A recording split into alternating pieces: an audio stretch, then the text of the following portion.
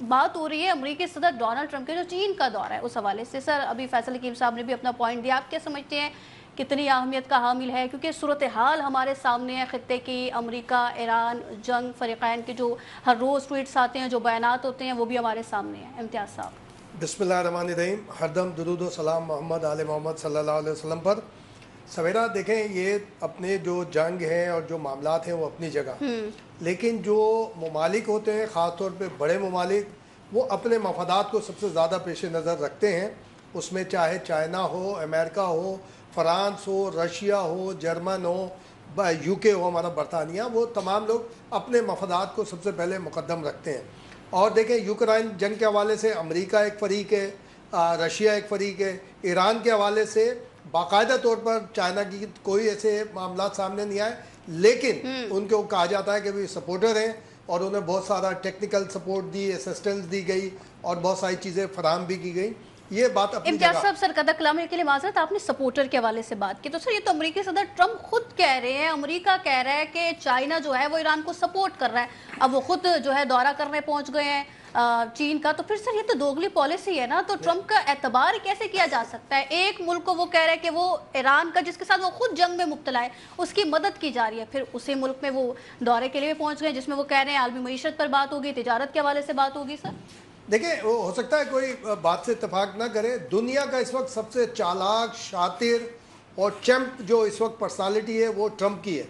کل جب وہ چائنا وزٹ پہ جا رہے تھے، جو ان کی گفتگو تھی میڈیا سے، اور گفتگو کرنے کا انداز، گفتگو کرنے کی ادائیگی، یہ ساری چیزیں کاؤنٹ ہوتی ہے ڈپلومیسی جو ایک ٹرمز ہوتی ہیں اس کے اندر. لیکن امتیاز صاحب، یہ چالاکی ان کی بے وقوفی میں بھی تو تبدیل ہو رہی ہے نا. جو صورتحال ان کے بیانات سامنے آ رہے ہیں، ہم نے دیکھا نا شروع دن سے جب ایران کی جنگ شروع ہوئی ہے، کبھی کہنا رجیم کو چینج کر دیا ہے، وہ رجیم بات کرنا چاہتی ہے، وہ مذاکرات کرنا چاہتی ہے، تو پھر ابھی تک رجیم نے بات کیوں نہیں کی، مذاکرات کے لیے اچھی پیش رفت کیوں نہیں سامنے آئے؟ تو پھر یہ تو بے وقوفی ہے نا سر. اگر آپ جس چالاکی جس کو کہہ رہے ہیں، یہ میں اور آپ بات کر رہے ہیں نا بے وقوفی.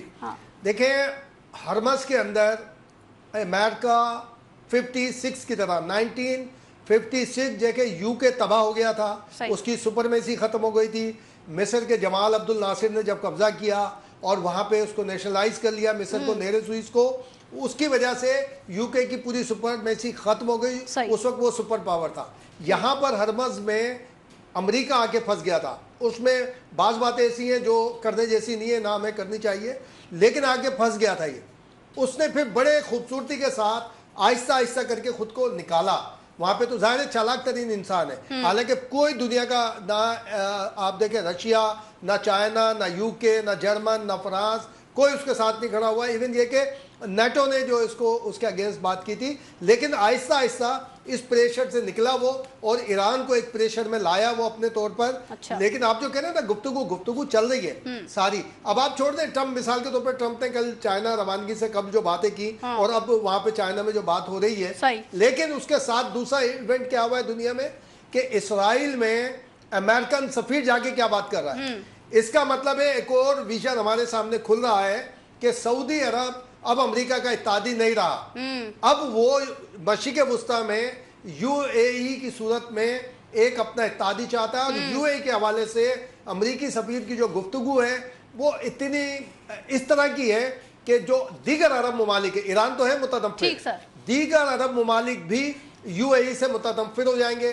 سعودی عرب سے آلریڈی اس کا جھگڑا چل رہا ہے. تو اس کا مطلب یہ ہوا کہ اس کے پاس امریکہ پہ ڈیپینڈ ہونے کے علاوہ، اسرائیل پہ ڈیپینڈ ہونے کے علاوہ کوئی دوسرا راستہ نہیں ہوگا. جبکہ ابراہم ایگریمنٹ کے حوالے سے کہا جا رہا ہے کہ جی سب سے پہلا سگنیٹری یہ تھا، ساری چیزیں تھی. تو اس کا مطلب ہے ایک نیا محاذ ہم دیکھ رہے ہیں جو جسٹ نیبر ہے. ایک نیا محاذ ہمیں دیکھنے میں آیا ہے. اور ایران کا جسٹ نیبر ہے. صاحب سے بھی اس کا جواب لے لیتے ہیں جو آپ نے چالاکی کے حوالے سے بات کی ٹرمپ کی.